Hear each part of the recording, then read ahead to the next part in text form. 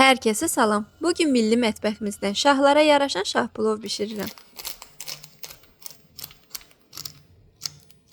Bunun üçün əvvəlcə doğradığım qoyun ətini qazana əlavə edib üzərinə su tökürəm və ocağa yerləşdirirəm. Kəfini yığıb bir baş soğan və duz əlavə edirəm. Sonra isə vamodda bişməyə qoyuram. Onu da qeyd edim ki, əti bişirməmişdən əvvəl 2 saat soyuq suda saxladım ki, qanı tam çıxsın və rəngi gözəl olsun. Ət bişənə qədər 2 ədəd soğanı yarım halqa şəklində doğrayıram. Tavaya 2 yemək qaşığı kərə yağı əlavə edib soğanları qovururam. Bu müddətdə əvvəlcədən yuyub quruladığım qayısıları da doğrayıram. Soğanlar qızılı rəng alanda üzərinə bişmiş əti, sarı kökü, duzu və istiyotu əlavə edib qarışdırıram və 1-2 dəqiqə daha qovururam.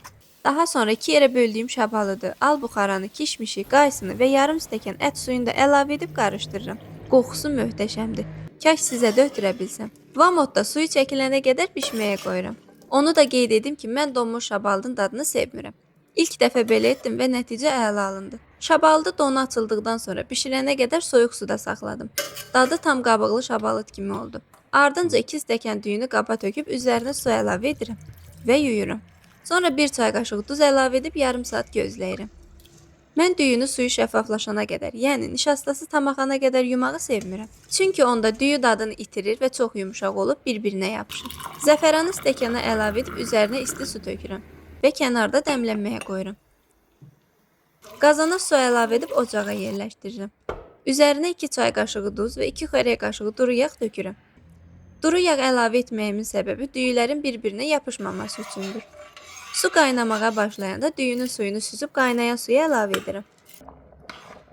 Düyü barmaqla əzildikdə hazır olduğunu anlayıb süzüb kənara qoyuram. Üzəri üçün mən bükmə xəmirdən istifadə edirəm. Siz istəsəniz lavaş da götürə bilərsiniz. Qazanı kərə yağı ilə yağlayıb üzərinə xəmir yerləşdirirəm və onu da yağlayıram. Digər xəmirlərin də hər iki tərəfini kənarda yağlayıb qazana düzürəm. Daha sonra bişirdiyim düyünü üzərindən isə aşqaranı əlavə edirəm.